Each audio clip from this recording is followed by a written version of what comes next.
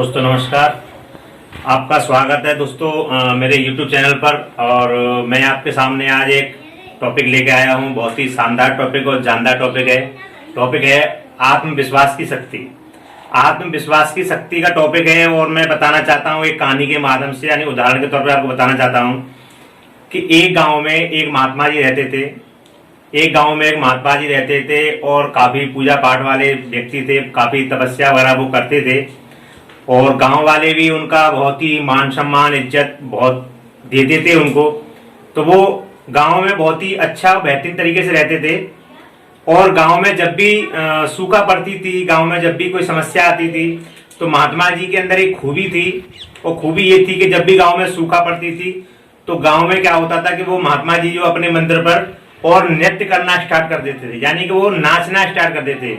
और वो इतना नाचते थे कि नाचने का कोई टाइम कोई फिक्स नहीं था। इतना नाचते थे कि परमात्मा को भी उनके नाच पर फक्र होता था और परमात्मा आखिर में उनकी सुनता था और गांव में बरसात हो जाती थी। इतना कॉन्फिडेंस था महात्मा जी को अपने ऊपर। लेकिन होता क्या है कि चलते चलते गांव से शहर पहुंची, शहर से दूसरे शहर पहुंची। और ये चर्चा जब शहर में पहुंची तो कुछ मन चले लड़कों को जब ये बात समझ में आई, उन्होंने सुना कि ऐसे फलाने गांव में और एक महात्मा जी हैं और वो नाचने से और बरसात हो जाती है। तो उनको वो चीज अटपटी लगी। उन्होंने कहा नहीं, ऐसा नहीं हो सकता जी, असंभव है, नाचने से कभी बरसात नहीं हो सकती। अगर नाचने से बरसात होती तो हर व्यक्ति नाचता है, कोई भी नाच सकता है, तो बरसात तो कहीं भी हो सकती है। तो उन्होंने कहा चलो अब महात्मा जी को आजमाते हैं। और वो चारों लड़के जो है महात्मा जी को आजमाने के लिए वहां गांव पहुंचे जहां महात्मा जी जिस गांव में रहते थे। और जाके उन्होंने गांव वालों के सामने ये प्रस्ताव रखा कि अगर महात्मा जी के नाचने से अगर बरसात हो सकती है तो हमारे नाचने से भी बरसात हो सकती है। तो उन्होंने कहा कि हम भी नाच सकते हैं, जिस तरीके से महात्मा नाचते हैं तो नाचना तो हमें भी आता है, तो हमारे नाचने से भी बरसात हो सकती है। तो आइए महात्मा जी का हम परीक्षण करते हैं, यानी परीक्षा लेते हैं कि उनके नाचने से जाने की बरसात होती है या नहीं होती है। तो महात्मा जी तक ये खबर पहुंचाई गई कि महात्मा जी इस तरीके से शहर से 4 लड़के आए हैं और उन्होंने आपको चुनौती दी है कि आपके नाचने से बरसात नहीं हो सकती और उनके भी नाचने से बरसात हो सकती है, ऐसा उन्होंने कहा है। तो महात्मा जी ने कहा कि चलो ठीक है, अगर वो ये कहते हैं तो हमें कोई परेशानी नहीं है और आप उनको ले आइए। तो गांव वाले उन चारों लड़कों को महात्मा जी के मंदिर के पास लेकर के गए, जहां उनका आश्रम था वहां लेकर गए। और महात्मा जी के सामने जब बात रखी तो उन लड़कों ने महात्मा जी से कहा, महात्मा जी ऐसी आपके अंदर क्या खूबी है, क्या ताकत है जिससे आपके नाचने से बरसात हो सकती है। अगर आपके नाचने से बरसात हो सकती है तो हमारे नाचने से भी बरसात हो सकती है। कहने का मतलब ये लड़कों के अंदर एक नेगेटिव सोच थी और नेगेटिव सोच ही उनको नेगेटिव बातें करने पर मजबूर कर रही थी। होता क्या है कि एक लड़का जो उसका साथी था वो कहता चलो पहले मैं नाचता हूं। उसका ये साथी नाचना स्टार्ट करता है और वो 10 मिनट नाचता है, 1 घंटा नाचता है, 2 घंटे नाचता है, 3 घंटे नाचता है और नाचते नाचते वो बोर हो जाता है। फिर आखिर में वो थका के बैठ जाता है। फिर उसका दूसरा साथी खड़ा होता है, माने तेरे बस की नहीं है, चल मैं नाच के दिखाता हूं। फिर उसका दूसरा साथी भी नाचने के लिए खड़ा हुआ, वो भी नाचते नाचते बोर हो जाता है, लेकिन बरसात नहीं होती।